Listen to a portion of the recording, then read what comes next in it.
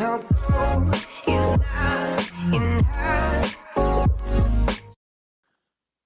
Welcome back, everyone, to Minecraft Hard Mode, episode 10 it is. This is a big episode, it's double digits, and last episode I said that I was going to be doing a massive project this episode, and trust me, it is massive. In order to get started on it, I went ahead and gathered up a few more things. I got 2 more beacons with us. The original is still over there at the slime chunk, but I just now got 2 more beacons for us because I'm going to need them for this episode. This is not going to be an easy thing to do. So let me go ahead and go to the area that I want to do this project at, and I will explain to you guys exactly what is about to happen. Trust me, we should all be excited for this. Okay, I've gotten to the project site and I already have it linked up to the nether, which is very useful for me, but let me show you what this is. I got to get really high up so you can see this. And big reveal. So that right there is a witch hut, as you can see. And in case you're wondering what these little cobblestone struts are, well, that is the perimeter. So I can actually just land right on one of these trees or something.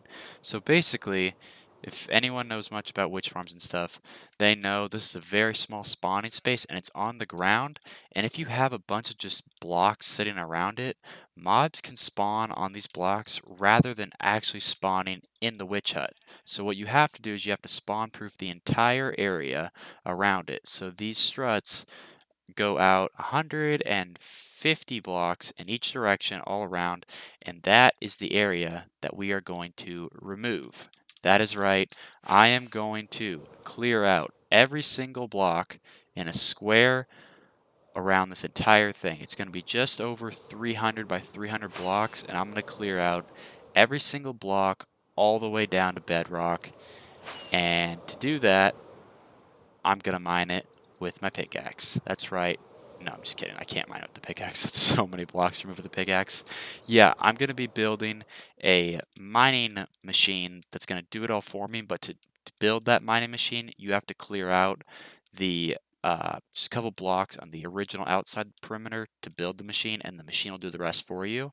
And it is going to be a big project because, first of all, removing all the entire trenches around the entire perimeter is going to take me a long time in of itself, and I might actually incorporate smaller flying machines to help me do that just because it's so big and it's going to take me forever. But let me jump on to the other world so I can show you guys this mining machine that has been designed for you. Here we go. And here we are on the creative world, and this is the mining machine that we are going to build. And before you ask, no, this is not my design. I am not smart enough to build something like this. This is again made by Mango. As you guys know, I've used a lot of his builds and he is very smart with this technical stuff and how to build this stuff. So I'm going to be using his design, and this is his demo mining quarry that he has on a test world, and this is only like 60 by 60 blocks. So the one I'm going to build is going to be a bit bigger, 5 times bigger, and I think I have to remove several million blocks from there, so that's why I'm going to incorporate this thing. And the thing I was saying about the trenches is I have to dig out a 15 block wide trench on this side and that side, and then a 3 block wide down the sides. And this is because this entire machine, it will drop TNT by duplicating the TNT, and the TNT will explode just right here every single time that it's passing over. And when it's doing that, you're never going to explode the bottom. So every time this thing completes a pass, it will drop down 1 block so it can do the next layer and just keep doing that all the way down. And down here, these are all water sweepers. So basically, there's a bunch of water here, and as you guys know, if TNT hits water, it can't destroy anything in the water. So the sweepers will come through and remove the water for me, so that way it'll keep going. But enough of me explaining, let me just kind of show you guys the destructive capabilities of this thing. I have the sounds turned down a good amount for you. So as you can see, oh, my computer's not liking that.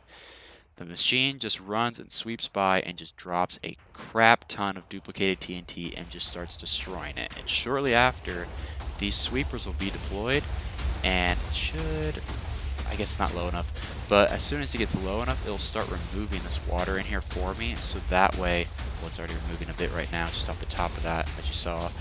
So that way the TNT can actually destroy the next layer, and it will keep dropping down one block at a time. And yeah, it is a massive project. And now you guys kind of know why I needed all that cobblestone last episode, because I had to craft a bunch of pistons and a bunch of observers for this thing. I think I crafted 9 stacks of observers and 18 stacks of pistons. And on top of that, I also have 2 shulker boxes of just slime blocks to build this whole thing. But this is going to be a very fun project to do. Well, I say fun. It won't be fun until it's done, and I'll be just super impressed with it. And basically, my goal for this is not just to have a witch farm in the middle, which, yes, is useful for redstone and all that stuff, but as soon as I clear all the way down to bedrock, I also want to slab that entire bottom, and since I'll have a 300 by 300 block area, I can build a bunch of farms in the bottom. Just make so many different farms in there. Just basically make a full industrial district. And yeah, it's going to be insane. This is going to take me a very long time to do, and I'm super stoked for it. And as you saw, it came back, and now it's just going to automatically go down again. I believe I just put a block here to shut it off, but I have to wait for it to go down and back. But yeah, that is pretty much how it works, and that's the plan for it. And I also said that these trenches along the side, they're going to take me forever, because they're like 300 blocks long by almost a chunk wide, because we said it was 15 blocks, so it's almost a full chunk wide, by 300 down. And in case you guys don't remember, for that slime farm, I stopped a third of the way through, not wanting to do it and use TNT. So this is going to be a lot more work. So I may incorporate smaller flying machines to do these struts right here for me. Actually, if I wanted to, I could just clear one chunk all the way down and build one of these on a smaller scale to go this way all the way across. That's a good idea. I might try that. And yeah, and then I'll probably manually mine out these strips along the length of the 300 block area. But that is the plan. Enough rambling. It's time for me to get to building. Here we go. This is going to be a big grind. We'll see how long it takes me. Okay, I have popped back onto the survival world, gathered up my resources, and transported a lot of them here. So I have my little setup here, bed, ender chest, all this, and these are the resources that I have right now. These are all sand here right now to help me make the perimeter. And then in these chests we have observers, pistons, slime, and iron. We have a good amount of resources here, and this is just kind of junk right now. But for now, the next thing that I'm going to do is I'm going to outline my entire perimeter with all of the sand that I have right here. And if you don't remember, there is a bunch of water over here, so I need to create a barrier. Wait, I thought that was an ocean monument. Okay, I need to create a barrier right there with all the water, so that way I have a spot to dig. Oops. So basically what I'm going to do is I'm going to grab some of the sand, place, go all the way down, and just like formulate this entire perimeter. And then in the water spots, I'm going to fill those from the bottom of the water all the way up, so that way I have a solid wall all the way around, and then I can start actually digging. So wish me luck, guys. Here we go. And welcome back, everyone. Oh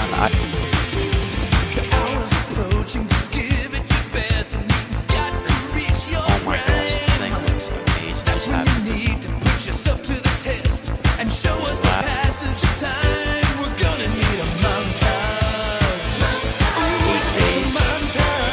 real days.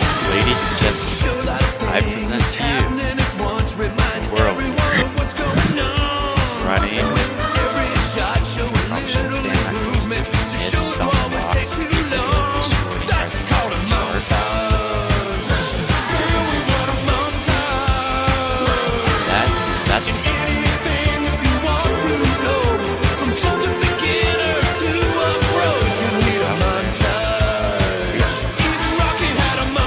That's back, and as you can see, it has removed a substantial amount of land, and it's finally down to water level and actually removing the water that's in the way, and it's finally doing its job. So now I just have to sit back and wait for it to make it all the way down to the very bottom of this trench, which is going to take a while, but hopefully it'll be worth it. And a massive hole, has all been cleared out. It's so big, it's not even loading that other end.